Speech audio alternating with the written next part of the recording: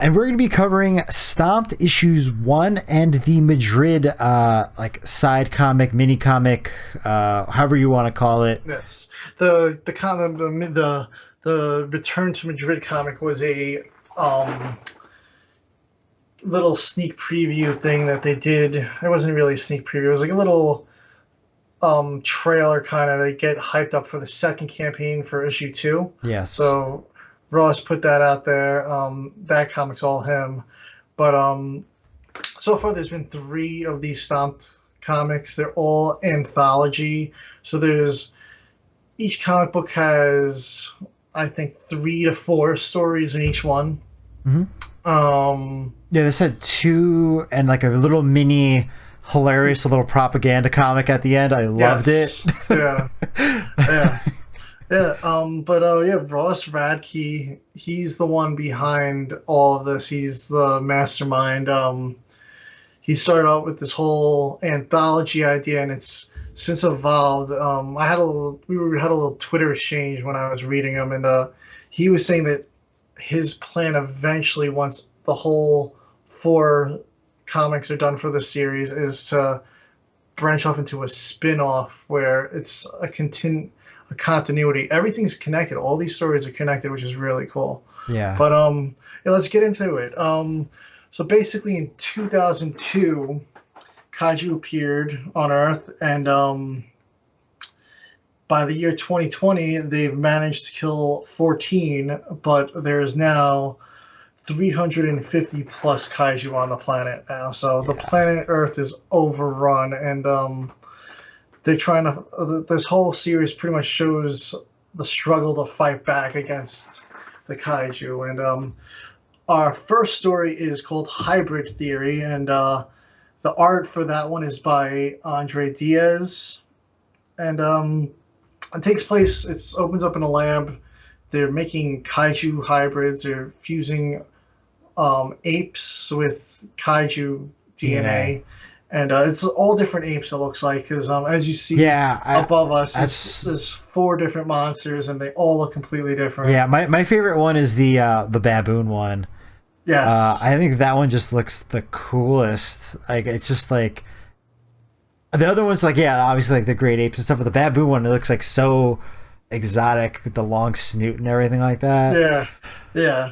No, it's pretty cool. And then you get like a little Jurassic Park moment. Like they have like the military guys at the lab. So basically they're breeding these hybrids because their plan is, all right, we're going to get Kaiju that we could control. Since we could train the apes and monkeys and they listen to us, we could train the Kaiju if they're just like the apes. So they have this one called the Alpha, and in the lab, the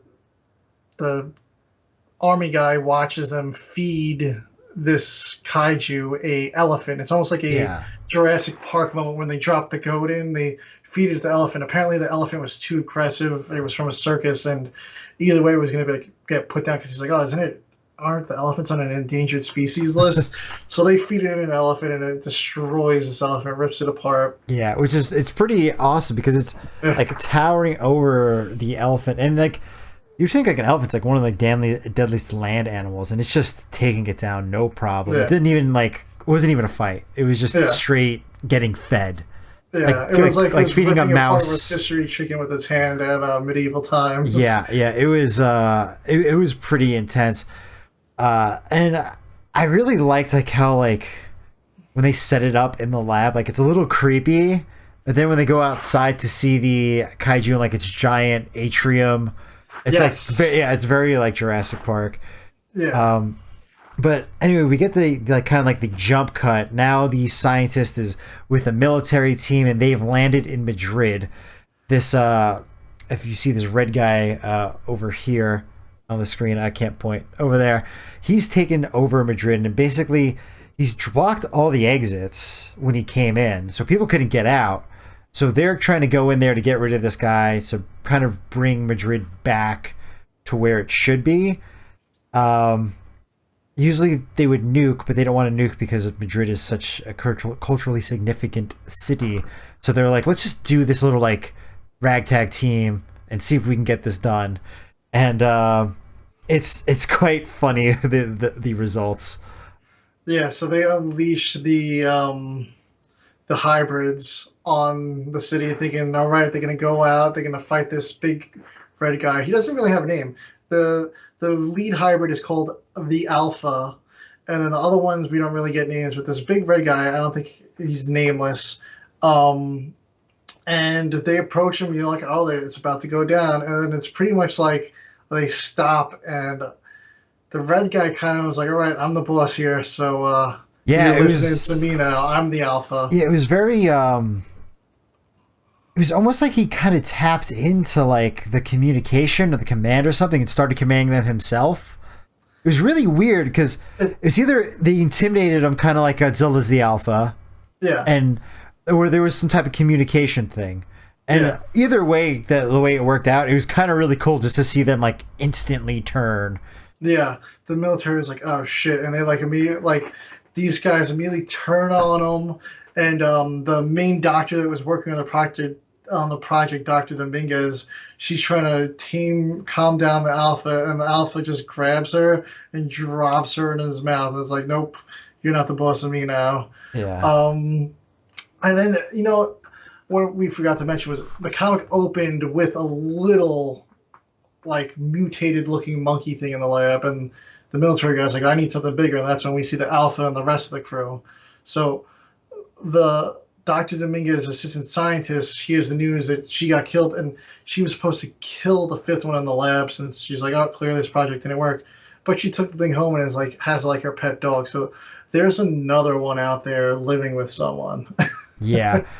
And I'm hoping that comes into play later. When we get to the Return to Madrid comic, they kind of hint that we might kind of go back there. It sounds like there's going to be quite a delay, possibly. I was reading some of the notes where like they might take like a year and a half to kind of really go into like a huge series with this. So we're going to get those 4 comics, and then they're going to really do a lot of development time. Yeah. This has already been a series that's had a lot of development time. Oh, yeah. I mean, yeah, that's part of the awesome thing about these comics is you see all at the back of all 3 issues that they've done so far. They pretty much show all notes, concept art, and Ross even released a making of issue that had tons of notes. There's a very open book on the development of the series, and it's awesome. It really is. It's actually like super fun to read and look at. Like it's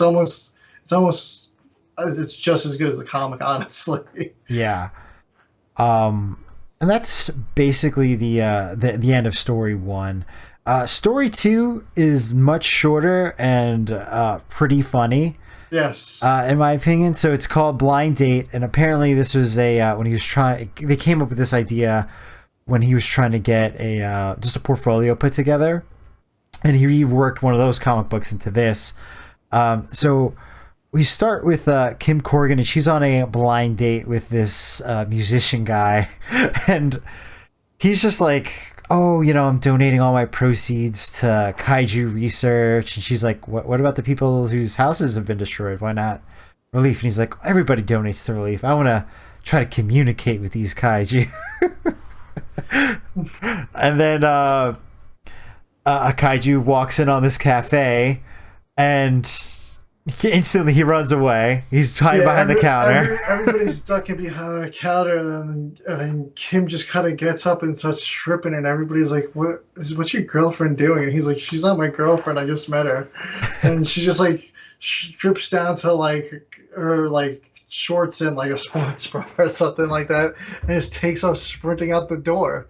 And she's all tatted up. She's got these Alice in Wonderland tattoos. Yeah, I really like the Alice in Wonderland tattoos. Yeah, the battle with the Jabberwocky, and she's just sprinting after this thing. And the monster in this story, it's like a whale catfish. It's like a catfish whale with like legs. With like reptilian catfish whale. I almost felt like I got like mole vibes from it too, because it didn't look like it had eyes. Definitely an amalgamation of things. Yeah. I really liked it. All the designs in this are really awesome. Yeah. So anyway, Kim takes off sprinting after this thing, and she goes toe to toe with it, like just punches this thing in the face, and she ends up killing it. and so you find out she's kind of like superpowered. She's almost like our She-Hulk, which is a perfect timing Yeah, for perfect this. timing. Just coming but out. yeah, but it Kim's right above us next to the red guy. That's a badass character, and we end up seeing her back for the return to Madrid. We'll skip over to that since we're on the Yeah, topic of her. yeah, and I feel like the next story is kind of tangential Yes. to everything else. Yeah, so we're gonna skip over to the. This is separate from issue one. This is the Return to Madrid comic, and this was a completely separate book. It's available for $1 on Ross's website. Yeah, so go and over and buy it because he did everything on this book. He did the art. He did the writing for this one. These other ones, he's had some collaboration with. He's had other artists come in, and this one he did everything for. yeah, he did the. I think he did the art on Blind Date as well. Yes. But yes, the I really liked the art in Return to Madrid. Just as a general, before we get into the story, the art's amazing. I love the black and white of it, and just having Kim's hair green. Yes, that's the only piece of color in the book that you see. It's just her hair. It's black and white and just green hair. Yeah, and I really thought that this, even though this was kind of just a very quick, like, oh, here's a taste comic book, I thought it was so well put together. I mean, everything in this is very well put together. Again, that's probably one of the best things about the series is how long a development is. Like, he'll give you like the little story behind everything, and it'll be like, back in like 2014, I was doing this. Yeah. Oh boy. Yeah. Yeah. I mean, he's been working on this thing for years. So the Return to Madrid is literally, we just talked about the first story with the hybrids and this big red guy. Now Kim, at the end of her blind date, gets picked up by the military and brought to Madrid. Well, actually, she gets brought to Seattle. Oh, she gets brought to Seattle. Yeah, and then that's where we get to see the concept art, where he just drew a pinup of her with the kaiju on the Space Needle, and that's kind of where her story got developed from. Was he did that, and then he was like, "Oh man." Oh. But this, I believe, takes Madrid. Yeah, and now she's in Madrid, and it's quite a bit after hybrid theory. So I think it's a few years. Yeah, from what I understand. So. Yeah, and at this point, the big red guy's still around the city, and he's got the hybrids running around, and the hybrids have now had babies. So now we have like human-sized hybrids running around, and the army's going back in. They're going to try to retake it. And Kim goes toe-to-toe with the Alpha. And it's a pretty bloody battle. And at the end, you think she's dead. And the military just looking around this whole sinkhole. They're like, oh, man, do you think she survived?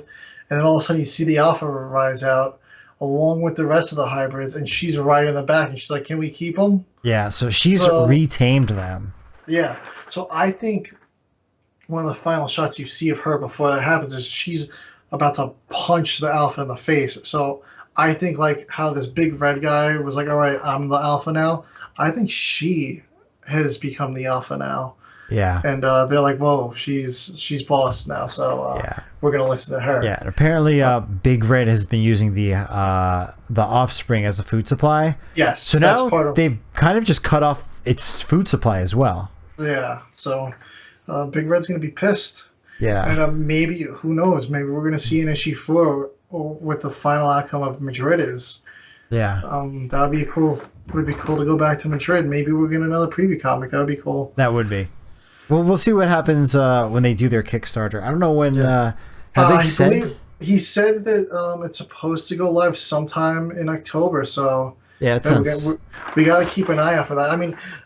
I believe this first issue came out in 2020, and we've only had which is 2 years ago, and we're only on a third now, and this fourth one's coming out fairly quick compared to the other one. It is. It really is. You also had COVID involved too, so that might have slowed things down a bit. But I'm excited for to see the conclusion of this. I mean, I read all 3 of them. We're going to review the other 2 before the campaign for the 4th issue goes live. But they're all amazing, and like I said, the stories continue, and they all interlock.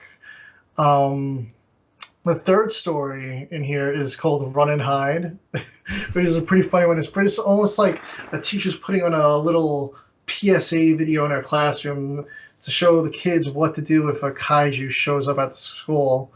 And it's almost like, like the old bombing drills. So this is like a kaiju drill.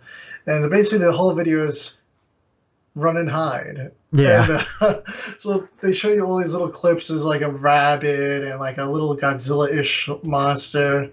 And when the video finishes at the end, one of the kids raises his hands and goes, "My cousin ran and hide and he still got eaten." And then it just ends with a teacher with a cringe face like...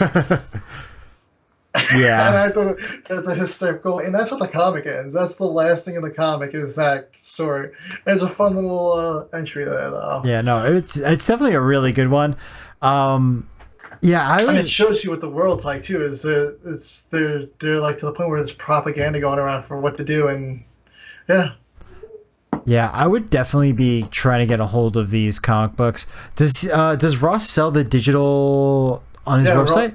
Yeah, he has the digitals on his website. He gets the physicals in stock every now and then. If he doesn't have them now, when the campaign in October rolls around, I'm sure you'll be able to get all the previous issues physical again. Yeah. But we'll put his website down below. And keep an eye out on his Twitter and our Twitter. Russ, he's a busy guy too. I mean, I've been seeing he's also working on this superhero webtoon series. So he's got this on his hands, and he's got the webtoon on his hands, which also looks awesome. But yeah, I mean, I really loved. I've read all, like I said, I read all three, and I loved all of them. And I can't wait to cover the other two with you guys again, because there's some awesome little Easter eggs throughout this whole series. Like this one, we have the Jurassic Park thing in here.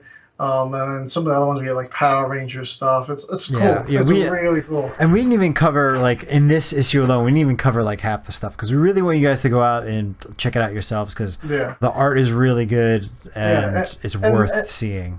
And it's really cheap too on its side. I mean, I like I said, it's $1 for the Return to Madrid comic, which is actually a very long story compared to the single stories that are in these issues. Like the Return to Madrid comic is pretty long. It's like a full-length comic. I mean, so are these stories in the comics, but the Return to Madrid is a really long story, actually. It is. So, it's a pretty like full-length thing. When you compare it to like a Godzilla's versus Mighty Morphin Power Rangers, it's probably about the same length. Yeah, absolutely. Like it's a full-length comic. Yeah. So for $1 for a full-length comic, well, what are you waiting for? Just go get it. Yeah. And again, that's my favorite art so far. I haven't read 2 and 3 yet. Frankie has read everything, but I have only read issue 1 and Madrid. I like binge read them. I was going to take it slow and be like, all right, I want to do a review for each one, but I was like, oh, this is really damn good. I got to read the next one. I just blew through. I've just reread that. I've just reread it because I know I want to slow down and do it with these reviews. Yeah. So I've just been like rereading it. No, I think they're all really good. I think I've read Madrid at least 3 times, and I think I might have read the first issue 3 times too. Damn. Yeah. It's really good. I read both of them twice. They're really good. And like I said, I love the little making of things in the back of these comics. The whole art process is amazing. And the cool thing about Kim, he was saying on Twitter, that you could see in the back of the issue, he was working on that hairstyle for like weeks, he said, to try to figure out how to draw that. So he was drawing it over and over again, and he was drawing Natalie Dormer from her Hunger Games character. Like, you can see, I'm like, that's clearly Natalie Dormer drawn back here in the comic book. And I'm like, is she based on her? And he's like, no, her hairstyle is based on that. He's like, I just need to practice drawing it. Yeah. But I love the characters, and like this character Kim, and she seems to like she's gonna be a reoccurring character, and I'm not gonna spoil it, but keep an eye out for her and everybody else in the comics, because a lot of these characters are coming back. All right. So again, check out the link down below if you are interested in buying